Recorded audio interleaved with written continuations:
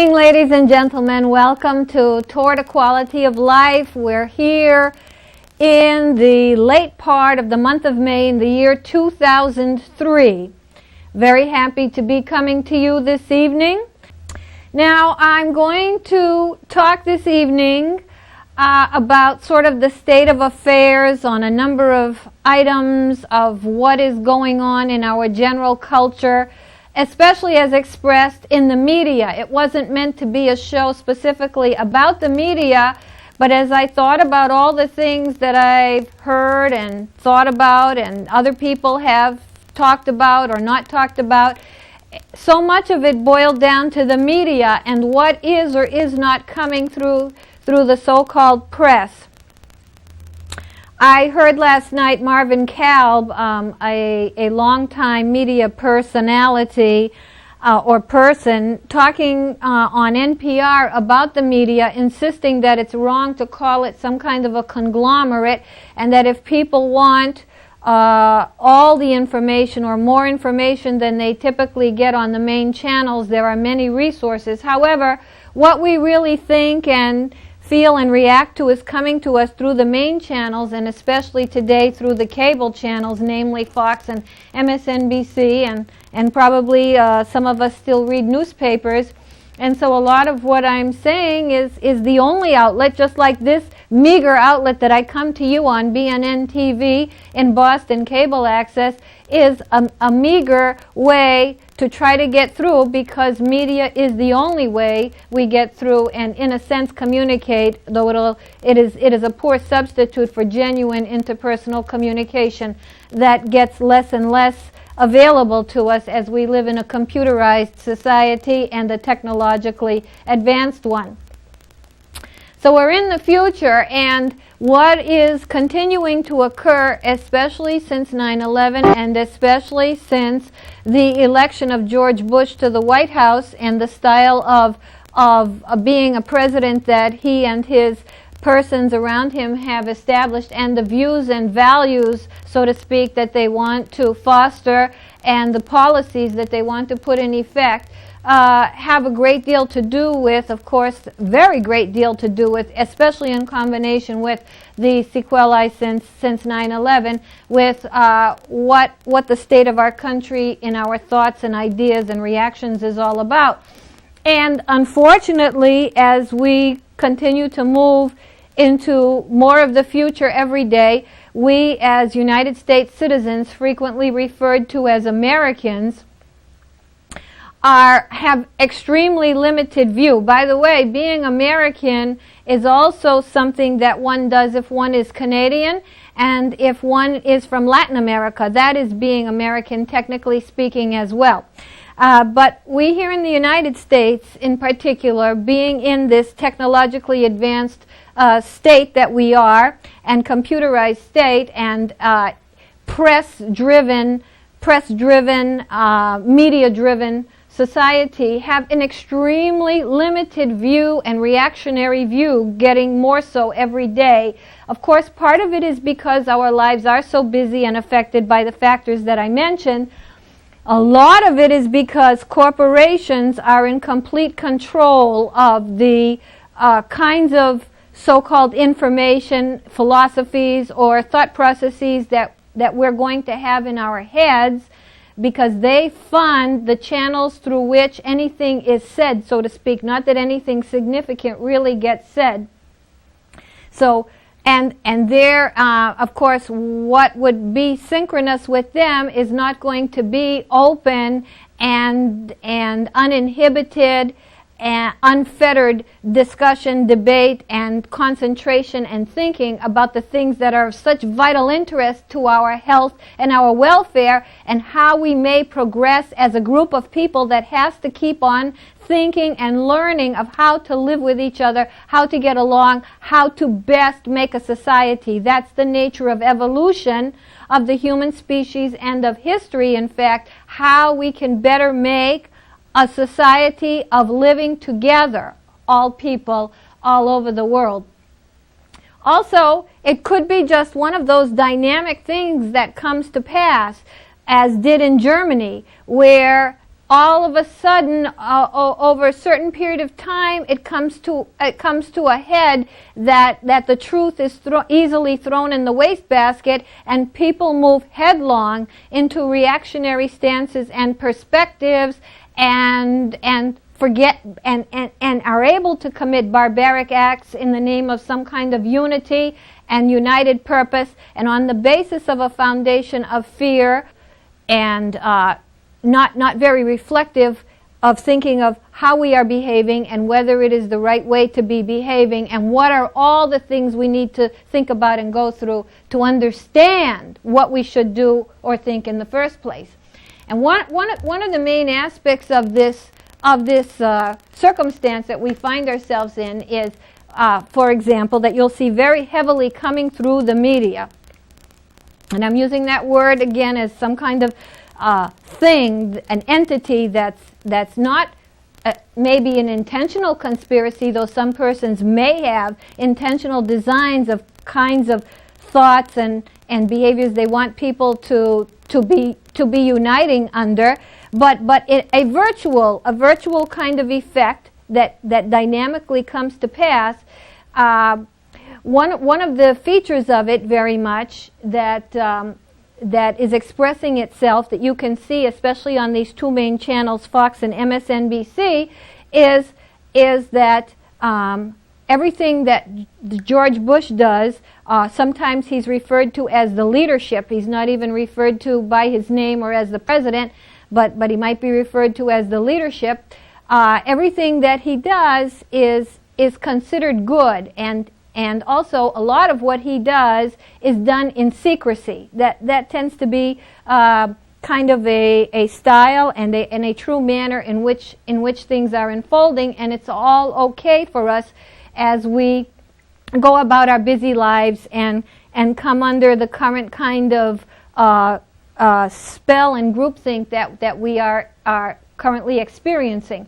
Now, a couple of examples of the secrecy, and a lot of these things that I'm going to mention today are so numerous that I can't go through all the lists of how many things fit into explaining or backing up what I'm saying as general matters and general principles. For example, as far as the secrecy goes, we never did, even with a lot of pressure from Congress and even with a lot of pressure from highly ranked Republicans, for that matter, we never did get the information. As of yet, I believe it's still in the courts of who the Vice President Dick Cheney was meeting with. Well, I guess we know who, but what was discussed, who was present at which meetings, and what those topics were, and what the results of all those meetings were early on when he met with so many executives from major corporations, and especially those of the major energy corporations. That has, I believe that's still in the courts, and big fight has ensued, a very successful one to date, on the part of the so-called leadership to maintain confidentiality, or as we might call it, secrecy. Also, amazingly, the Senate has had to fight hard, and I guess they finally got some kind of compromised version of being able to investigate all the sequences of events that led to the problems culminating in 9/11, and us being unaware or unprepared or not acting upon what we should have known better about, as many people have indicated, and a pressure by the White House apparently to not have that investigation occur, and I guess it's occurred in some kind of compromised form, or will be occurring in some less robust form finally. I also just read today or yesterday that some major study was done that could have gone into the 2004 budget about how the language in the way the books are being kept of what our federal budget is so misleading that we are going to have very great deficits coming down the road, mammoth kind of deficits as people my age, the baby boom generation, and others behind me start to claim their benefits and age and need all the kinds of medical care that and apparently that was intentionally left out of the 2004 budget. Some well-constructed study showing how the numbers are going to be severely lacking as we move into the near future. Now, there are so many misrepresentations in the kind of feed that we get every day for our diet of what to think, as we don't really talk to each other all that much and don't really think too hard about these things.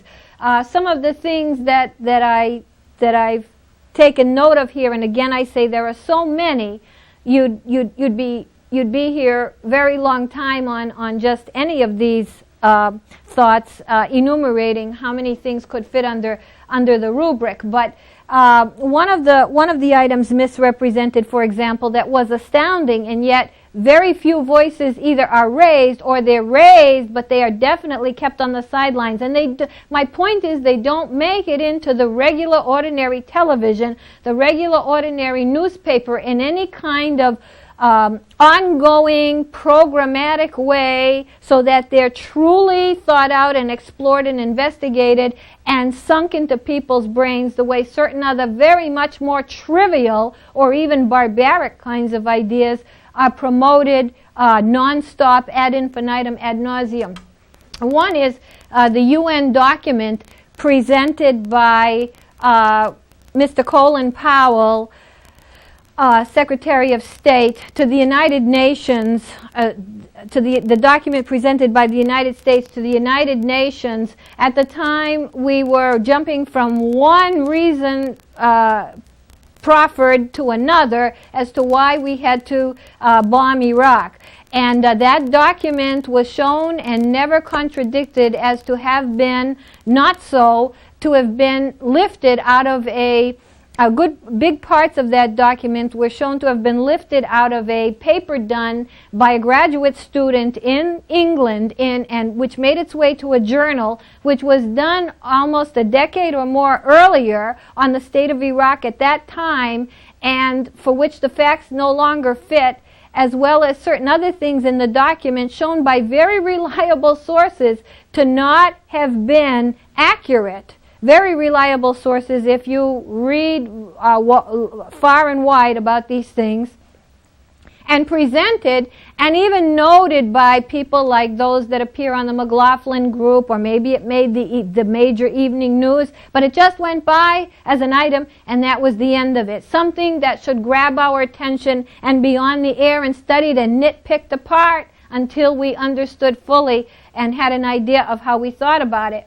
Another thing that I just saw yesterday was that the very reliable sources, again, are claiming that, in fact, some of them right from our own military, making statements that the time we had said that we had finally probably killed Saddam Hussein in that so-called bunker buster operation, sort of late in that brief war we had with Iraq, that there was no bunker there, in fact. There's no bunker there at all. Then also that certain kinds of tubings or other kinds of equipment that Iraq had were being used for purposes that are shown to be, by very reliable sources, again, not used for that whatsoever. And that certain requests claimed to have been made by Iraq for related materials shown to have not been true, or that some of the evidences as to what kind of weapons we would find and why we would find them were based on forged documents. Not by people who have an axe to grind, but if you read from press all over the world investigating this, and reporters, if you really are on the case of these things a great deal of time, sensible people that aren't contradicted come up come up with these things and say them, and they just fly by unnoticed, unthought about. Another, of course, you might have heard, this got a little bit more press, was what really happened in the very celebrated case of Jessica Lynch, the Army, was she Army, I believe, the military person who was captured, I guess, from an ambush that happened during the Iraq War and ended up in the hospital and apparently got her injuries, in fact, because her truck collided and she got broken bones during the chaos of the event. And many doctors from the hospital, some of whom I heard on the radio, swearing that she got the very best of treatment and that the events did not transpire regarding how she was removed and how she was cared for at the hospital and so on, did not transpire the way the story was told to us by the so-called press. Also, just the reasons for the war, the way they started out to be that Saddam Hussein was bad, the way they were matched up that Saddam Hussein was responsible for 9/11, which if we had really followed and been given accurate information and as much in-depth information about Osama bin Laden and Saddam Hussein and all these other principles, instead of some of the stupid stuff that our media diet is full of, we would have a better idea to know in the first place how the stories of both, though certainly not friendly to the United States, have entirely different histories and entirely different points of where they were at the time. We were pinning on Saddam Hussein that we had to go get him because of 9/11, almost as though he were the perpetrator or responsible for the perpetration. So many reasons were advanced till finally it became nuclear weapons, as the world just didn't seem to take all that easily to having their arms twisted to go bomb Iraq. Now, another thing that's in the state of our current situation is that there were no real pictures of the death and destruction and the agony and pain of what was caused to the people of Iraq who were bombed. We did not see, as I heard one reporter tell, walking by one day, I think after a marketplace was bombed, be it advertently or inadvertently, so to speak, and seeing the face of a child blown away and only the teeth showing, or children with limbs missing, or elderly bombed, dead bodies. We saw none of the carnage or what was done to animals that had to suffer the consequences, and just how horrible it is to be under the firepower of bombs the likes of which certainly compare to hell itself. So we didn't see any of that. Why not? And I remember recently we had a show where a psychoanalyst was here with me speaking, and she pointed out, gee, if the Iraqis are killed or if they get wounded, is that supposed to be better than if we get wounded? I mean, are we supposed to think that that's okay, that it's okay for them to get hurt and for us to not get hurt? Are we just supposed to make believe that some humans can get hurt and other humans can't get hurt? How does that work? And I recently was in Florida, and I was surprised to hear in Florida how much bold talk radio that is going on the radio waves, airwaves there. And I remember one guy saying, too, about us not having seen except a prescribed kind of footage and concept of what that so-called war was about, really an invasion.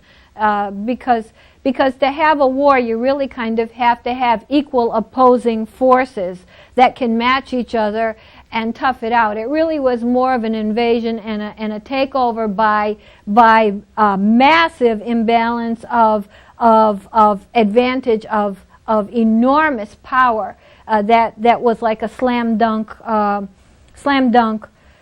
basket, if you will, given the inequities between both sides.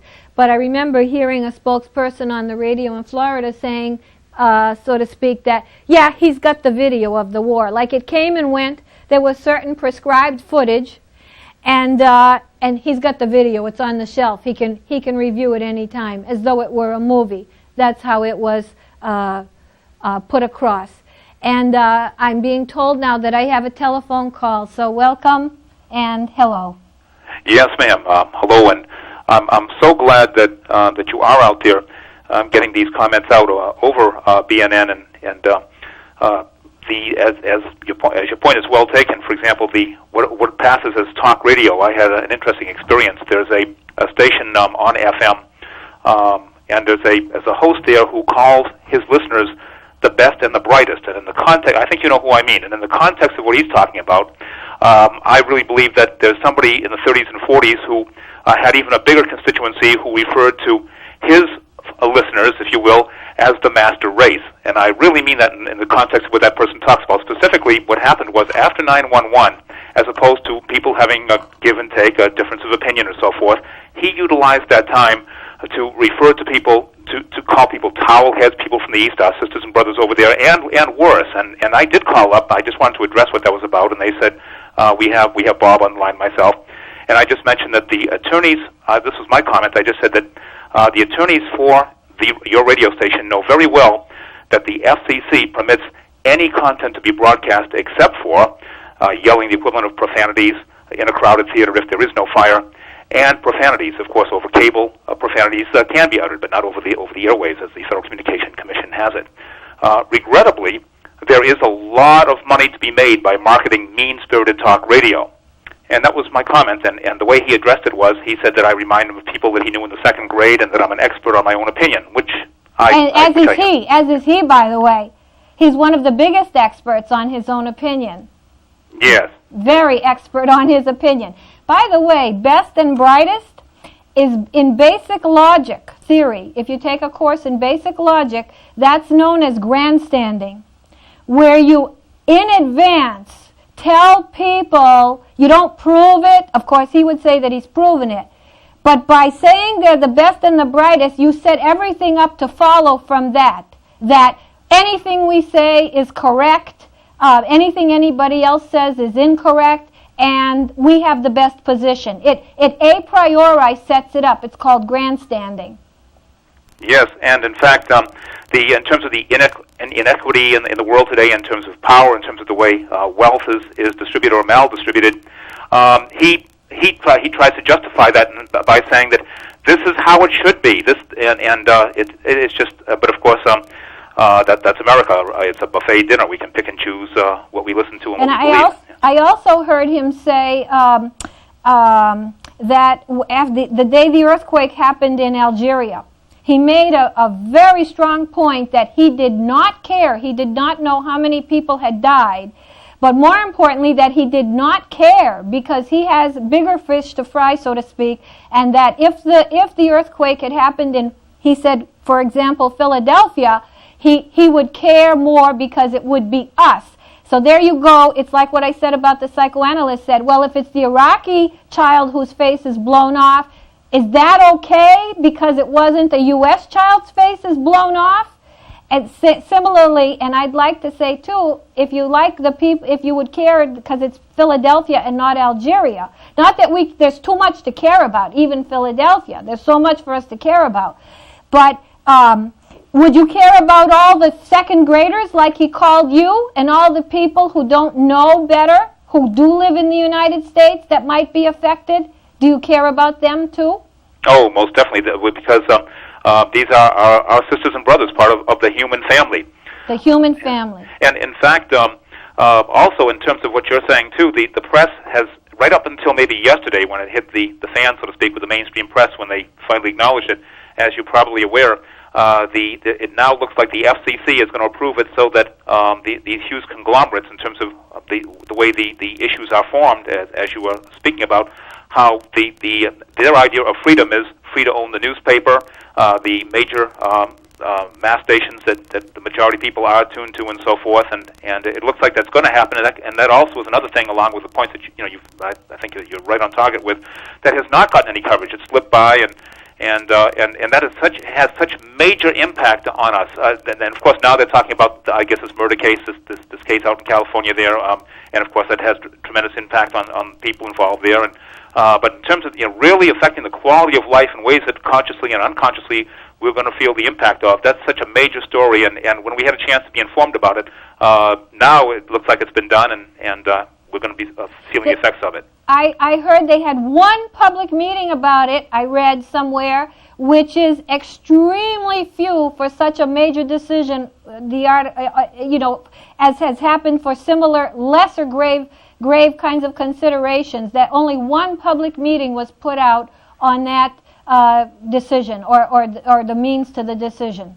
And Colin Powell's son is one of the commissioners. Colin Powell's son. And it's not very nice, I know. And I don't know all that much about the inner workings from the inside of news media, but I do know, I did read about music, as in Clear Channel, for example, that owns, 1,200 stations, many of which are music, that up till now, DJs who made music famous would have lots of latitude. They used to make the shows and throw in all kinds of music and program it. And in many stations today, a DJ can choose one song on his own in the whole day. Yes, and I want to say something else, too, in terms of hypocrisy. It gets even worse in a sense. There was a program on the MIT station. It was called Real Black Talk Radio. And it was a very collegial type of program. The idea was not to browbeat people, but to really discuss issues which I believe need to be discussed in terms of the human family. The subject on one evening was the issue was about white male aggression, and there was a professor who took exception with the idea, and he as opposed to calling in or speaking with the host of the program, he complained to the President Vest, and then the word got out that, in this setting, this doesn't seem like an appropriate kind of discourse. And but then the word did get out, and this professor did get on with the host. They had a very collegial discussion. There was difference of opinion. For example, this particular professor didn't understand why it should affect anyone's self-esteem if the creator that we call God or that the force behind all forces is portrayed as being like Old Man Winter, an old white man, and why that should cause anybody to take exception with things. But they had an honest difference of opinion on that. However, in keeping in step with things, the program director at the MIT station decided that program should not be renewed, and so now, as opposed to this other host we were talking about, where they can utilize that time to call people names, whatever, in the context of free speech, this issue now cannot be discussed on that radio station anymore. Uh-huh. Yeah. Well, thank you very much, sir. And I've always been amazed at how much latitude MIT has given its radio shows. That has been amazing in the bulwark of an institution that is certainly donned with intelligences in terms of IQ that are really quite up there, both on the faculty and the student body. But certainly tied with a lot of the research and thrust of a technological society, corporate society, unfortunately. And I've been surprised about how much freedom people have had on the MIT radio station. And ironically, the host of this program, which was canceled, one of his favorite sayings that I love to quote is, he used to like to say, "It's not illegal to think yet." Yet, yeah. That was his famous saying right there. It's not illegal to think yet. Mm-hmm. Yeah. Well, our brains are getting awfully lazy. I don't even really lament it. I sort of accept it as a fact of life, that we are nowhere near using our capacity to feel and know and understand. It's getting less so, because a big factor of it too is just the technological environment that we live in. It brings this about in and of itself, even in a beneficent kind of setup. It brings this kind of condition. And even in every discipline, or as people define things as being cut off one area of knowledge from another, or wisdom as people sort of tend to define things. For example, people who consider themselves holistic, very often they are caught up in terms of the way they define themselves. Take the word, for example, enlightenment.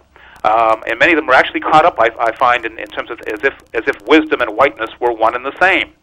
There's a copy of the Earth Star magazine I saw, and it is so Eurocentric in terms of I wish you could have seen the copy of it. It came out last month.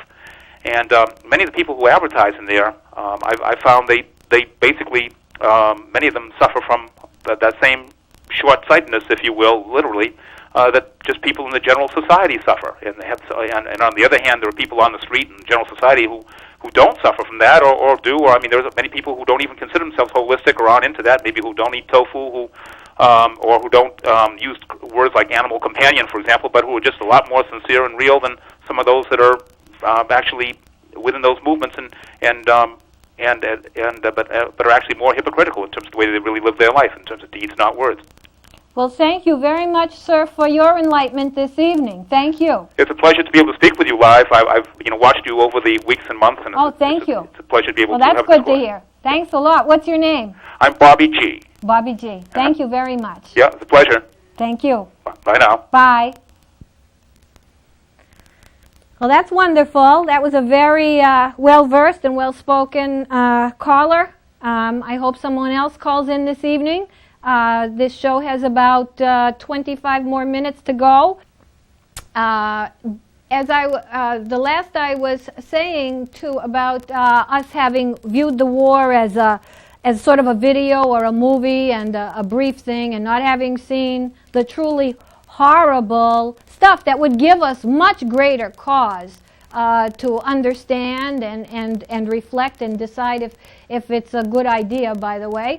Also, a reporter named Ashley Banfield surprisingly spoke out at some ceremony, perhaps a graduation ceremony or some other event, of how scripted the war was and how it did not at all portray what war was really about. If any of you know her, I can't remember which of the two major cable channels she's on. This was very surprising to hear, but she did in fact give a lecture on the gross inadequacy of how we were fed what kind of a story, little sort of fairy tale almost, about what happened in Iraq. Also, other events that would be so major. There are just so many. There are too many to enumerate. But I saw in passing as well that there are reports, again reliable reports, that there are up to 3,000 prisoners being held in Iraq under very inhumane conditions, some with hoods on their head, shackled in the heat, and I don't want to say all the particulars, and also and the Red Cross saying that they were not being allowed to see these prisoners, as is the international law and standard, that the Red Cross, at least up till now, be able to inspect what's going on with these prisoners in Iraq. And of course you have the prisoners in Guantanamo, and I'm thinking, I lived in Afghanistan a brief while. One of the most beautiful people, which you will hear anyone say who's ever visited Afghanistan, and one of the most beautiful conditions to live in. This was all before any of the Russian war and the Civil War and then the recent war, all before this happened. And I was thinking to myself about Guantanamo. What if some one of these kind-hearted, gentle people, who certainly must have been made quite different after all the years of great pain that they have endured, what if one of these very wonderful people with a beard, with the typical dress, clothing, got hauled off to Guantanamo, one or more, or just joined someone because they got paid to be joined to fight, just as we paid people to fight in Afghanistan? What if they were fighting because someone paid them, and very brave souls they are, and they're hauled off to Guantanamo, and that's where they ended up? And some people have committed suicide in Guantanamo. And of course, we don't know very much about what's going on there, and the fact that never, no matter what you do, never should you not be represented. Never should you have not the facts of the case against you present for you to know what it's about, and have someone on your behalf to help you with that in some way, shape, or form. Never should it be the case that you can just be grabbed, shoved away, functionally never to see the light of day again. Again, we've lost our marbles. We're losing our marbles. We're losing whatever we have of a great intellectual history and the bastion of great universities and centers of learning that have spent all this brain power, money, resources, energy on people writing and thinking and convening and having meetings and having symposia of how people are supposed to live together and how they are supposed to avoid war and how they are supposed to understand the conflicts and seek to work towards minimizing the conflicts and aggression that besets people, to say the least of inequities. Now, let's look at some other kinds of things, though, that are in this conglomerated media entity, namely the two main cable stations, that we really need to know that's going to help us against cancer, that's going to help us with daycare of our children, that's going to help us against bad drugs being out on the street and getting into the systems of young people. Things like incessant review of Lacey Peterson's death, a compelling story, to be sure, but once it's said and given some exposure, how much can you go on? Like today, MSNBC has had hours of programming around having found the body of the child. And once everything has been said, it continues to be said and resaid and said and resaid. And really, it's quite a distraction, and it certainly doesn't address what the government is doing, where your life is going as a human family, as the caller said, as a group of individuals that can be quite treacherous indeed, and has to always constantly be evolving towards figuring out how we're going to live together. Let's look at something else that made the rounds. You wouldn't believe how many stations and news programs carried this. One neighborhood had a home, a person in a home who put up those plastic pink flamingos that you often see in the backyards of people. And of course, in my opinion, and my mother has them, so she really loves them, as did my father. But in my opinion, they certainly don't belong up in New England, because pink flamingos don't even walk around here. But anyway, some home in maybe the Midwest or wherever put these pink flamingos in their yard. And some townspeople, or even the council in the town, got very upset that these were too tacky. Pink flamingos, too tacky. And what happened was it caught on, and many of the neighbors put pink flamingos all over their yard too. And so the news thing was how all the neighbors put pink flamingos in their yard. And it made the rounds on all the major channels, on MSN, like a stupid story, a hackneyed story. That's kind of a stupid story, was enough to be given prime space on major feeds to you and I. Another stupid one was a guy who wanted to put some kind of a structure, appendage on his house, or architectural change, and there were several in the city, but the city still said, or town, they still said, no, you can't do it. So he got angry, and to protest, he put polka dots on his house. So some people who supported him also painted their house with polka dots. And this story made the rounds and got prime, valuable coverage of this very sparsely available airspace. Very valuable airspace made the rounds and got prime time coverage, instead of any of these aforementioned things, all of which are so vital of just being alive. Now, let's look at some other things that the media could have talked about and that have been occurring. Again, so many we can't name them.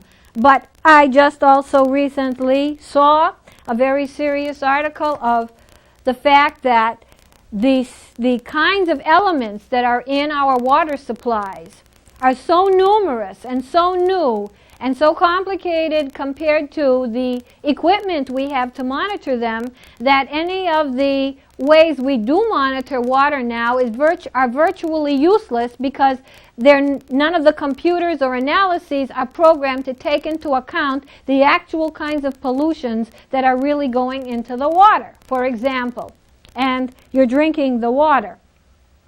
The fact not too long ago that the levels of arsenic that were allowed to remain in the water were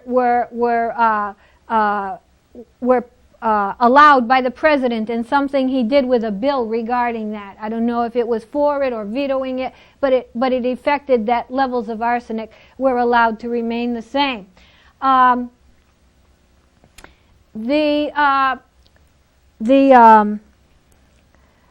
The fact that not too long ago, again, George Bush, as he's often called, the leadership in this country, signed something that effected a rollback of an order that was on the books, that any power plants that were going to come online new as of a certain date all had to have a certain level of emission control according to new equipment that's available to curtail emissions into the environment. And George Bush signed something that effectively rolled this back and no longer made this incumbent on people that will be polluting the air with emissions. Drilling, trying to get drilling done in the Arctic, and why, the whole reasons behind that, and the whole reasons of what kinds of energies we could be using and the kinds of conservations we could be having, and all the plastic and paper that's going into the environment every day just from one little old me multiplied by every other individual every hour of the day, every day of the year. The fact that there was such a strain on Christy Whitman, who was the EPA secretary, such that she finally had to give up and resign the other day. And nothing about what is this all about? Is the environment being protected? What kinds of things are being pushed for as being needed to get accomplished in a deteriorating environment? Even when debated by the opposing forces that say environmentalists are wacko, but these are the prime things that need to be in our information atmosphere. Recently, I was in Miami, which was a very fortunate thing for me. It was a beautiful thing to see the beautiful ocean of the Miami Beach area, the sun, the palm trees, the gorgeousness of it all. And more than I ever anticipated, I went to the Everglades and was so touched by it. Though I had seen it before, I was so touched and moved by the natural primordial reality of the Everglades, which is getting made smaller and smaller all the time. And just see an alligator here, and some birds plopping their way as they do through that shallow river of grass, as it's called, and a big bird that stood about 2.5 feet high and had a wife or a lady friend, and got some food for his family, and had a big chest like this, and expanded his wings out and stood there. Magnificent, magnificent, awe-inspiring, and so touching that one hated to leave without taking the Everglades with him or her. And then to see that something for a long time that has been in the making, that the sugar industry, which is very prolific in that area, has been for years running phosphates, having runoff of phosphates from its farming into the Everglades, and now cattails, which are not part of what is needed for the Everglades, are growing by leaps and bounds, choking out the natural life of the Everglades. And just recently, the brother of the president, Jeb Bush, signed some kind of a bill that in effect rolled back that the sugar companies would have to be on target and on time with their cleanup of the Everglades. That's been pushed back again, and the cattails are growing. And the gorgeous serenity of the Everglades, every day more deteriorated and more at risk. And that is no joke, ladies and gentlemen. That's no joke. 2 days ago would have been, I believe, the 27th of September. I read 9.5 inches of rain fell on Fort Lauderdale. In some places it was 2 feet deep. The record in 1954 was 3.1 inches. 9.5 inches fell in a matter of hours on Fort Lauderdale, and I'm glad I wasn't in the area. So much so that covers to gasoline tanks and gasoline stations, which are extremely heavy so that they will not be able to come up, were floating in the water. The following day, which was yesterday here in Boston, the 28th of, if I said September, I meant May, excuse me. I have here 9/27 and I meant 9.5, but that was May 27th in Fort Lauderdale. Yesterday, which was May 28th in Boston, we had a deluge for a couple of hours where all of a sudden the rain just bucketed down upon us here in Boston. And the weather, of course, has been pretty ugly, because spring is a time where hope should spring eternal. And to be redundant with a word, and instead we've had many miserable days. We've had many months of lower than normal temperatures, and that natural progression of uplift that one would get from spring into summer has been denied. As Neil Young would say, it's only castles burning. Just find someone who's turning and you will come around. It's only castles burning. And this in the context of it's not out there, not to talk about problems, but these are news events. These are news events, polka dot houses and pink flamingos, and all day, hour upon hour, of a baby being found of Lacey Peterson. Those are not news events. A day filled with nothing but that video on the television. These are news events. These are things that can be made more comfortable to us and not so complex, were we to be immersed in them properly and informed of them non-corporately. Now, before I went to Miami, I thought, well, this is cool. I'll be in Miami. I was feeling a little good about it. And I said, I'll turn on some music and cha-cha-cha. And just as I was about to do that, what do I see? But that a lot of oil was spilled into the New Bedford area of the Cape here in Massachusetts. So there goes my party, there goes my parade, and very limited video, very brief video on the birds, all tarred, all spoiled, and crying. Very limited, no big explanation. And when they cleaned themselves, they got more sick and more dead because they ingested the oil. And little video of them wobbling to shore trying to walk loaded down with the tar. And the fact is that the people cleaning the birds they could clean said basically all but a few will not make it. They will not live. And what we should have been doing is saying, people, let's feel what this feels like. Let's feel what this feels like. What is it like to be that bird? What is it like to be ruining our coastline? Why don't we have double-hulled tankers yet? Etc., etc. These are the news of our day. And never forget Valdez. and the 10,000 or so other oil spills that happen every year, all the time. Now, we're coming to an end here, and before I end, I'd probably just like to say, for those of you, please don't forget about the animals, please. They are the ones who are suffering. They're being experimented on with the SARS virus, if that's what it is. They're being experimented on with the poison gases that are being used for military purposes that all the people are researching, including the United States. But I'd just like to point out, too, for those of us, not myself, who are biblically inclined, who like to think in terms of religion.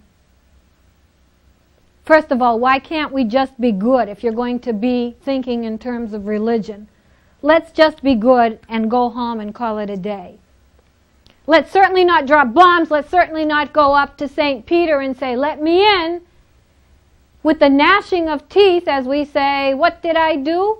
I dropped major bombs on people and things. I killed. I put oil in the water. I made birds wobble with tar." But for those of us who are religiously inclined, let's just take a look. The Bible, some people believe, has signs of where the world is in history and how it will come to its demise, its final demise, and how things like the great floods had significance and other kinds of natural calamities. And I say to you, if that's the way you're inclined to think, how do you put together, if that's your cup of tea, that when we first went into Iraq, there were sandstorms the likes of which people had never seen, preventing the military operation to occur?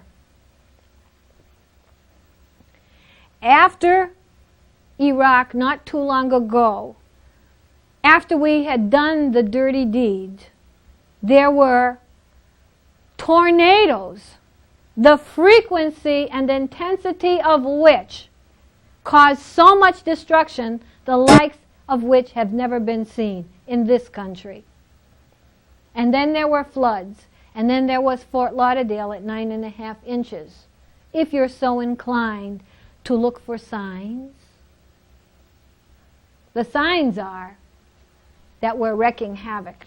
That's what the signs are. But anyway, the state of affairs, I'll be back to continue another time, just to be another voice of the many that don't mostly get through to you on the state of affairs as is fundamental to our life as humans together. Thank you. Good night.